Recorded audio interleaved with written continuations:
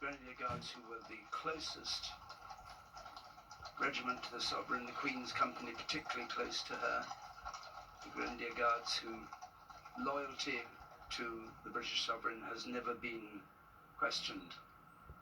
So they don't, in practice, ever drink a toast to the monarch, because their loyalty is undoubted. A splendid sight now starting to gather, and it will be very similar, but slightly more modest, perhaps is a way of putting it, slightly more intense is another way of thinking of it.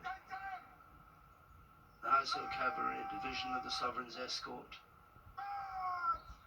pipes and drums, band of the Grenadier Guard, dismounted band of the Household Cavalry.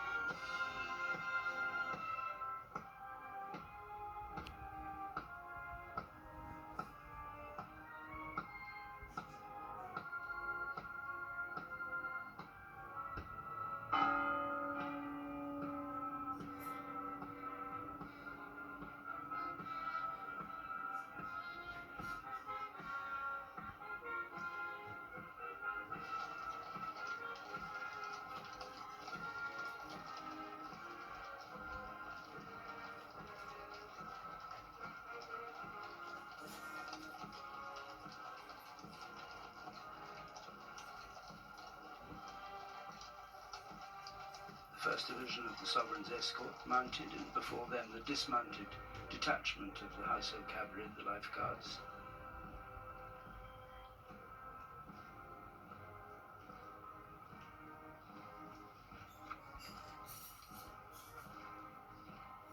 And the Queen's company colour,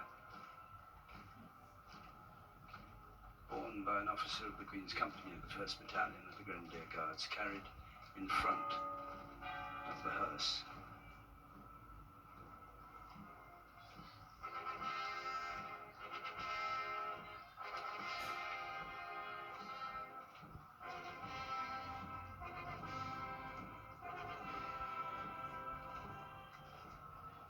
It's such a strange sight after seeing those processions in London, to see this procession down a country road in all its solemnity, because this is the country, in effect. This is the Queen's coffin coming back to the place that she called home. No crowds here, just walking along this road, this long procession, and then it will turn up and start coming up to the grandeur of the Long Walk. The minute gun firing every minute, and 5 seconds later, the Sebastopol bell.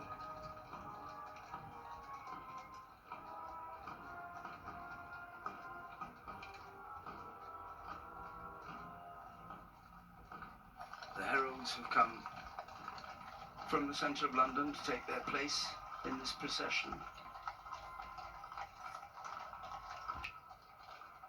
Is the royal family. Only when this procession has reached the door of St. George's Chapel, the step-liners, a dismounted step-lining party found by the Household Cavalry Mounted Regiment, is taking up its place, and the clergy of the chapel on the left there. And it's up these steps that the coffin will come when the procession finally reaches this horseshoe cloister at the bottom end of the chapel.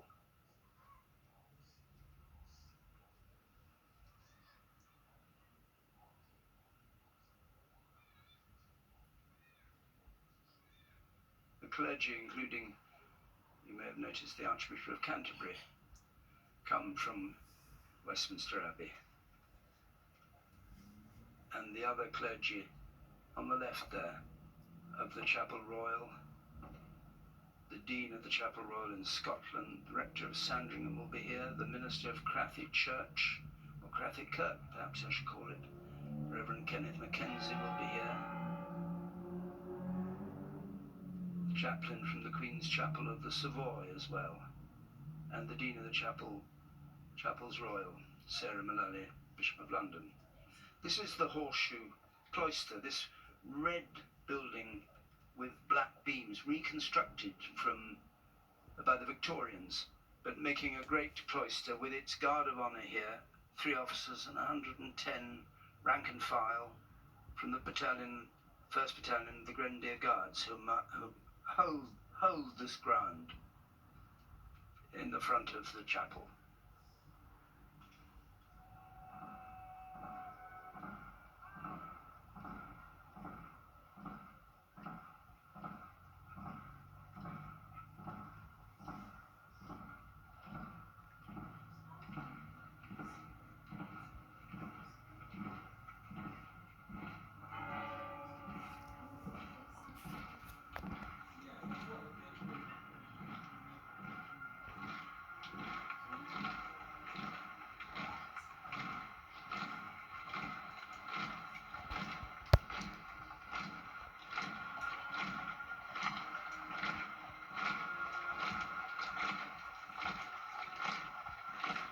Garter insignia arriving from Westminster, along with other people who've come by coach from Westminster to be here. So when I said that here at St George's it was going to be largely household and people who were friends perhaps of the Queen and godchildren and the wider family, that's all true, but there's also, because it is still a state funeral, there are also going to be representative families. For instance, the Queen of Denmark, who now is the last serving woman monarch in Europe with the death of the Queen, she will be here.